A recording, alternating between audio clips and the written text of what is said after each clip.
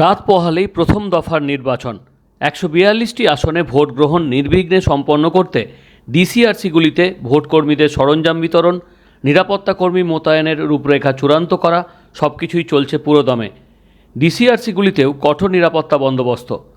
সুষ্ঠুভাবে সামগ্রী বিতরণের সমস্ত পর্যবেক্ষণ চলছে নির্বাচন কমিশনের তরফে। প্রথম দফার নির্বাচনে ভোট কর্মীরা কাজে যোগ দিয়েই টাকা না পাওয়ায় তীব্র অসন্তোষ ব্যক্ত করছেন। কোথাও কোথাও সেই চিত্র ধরা পড়ছে।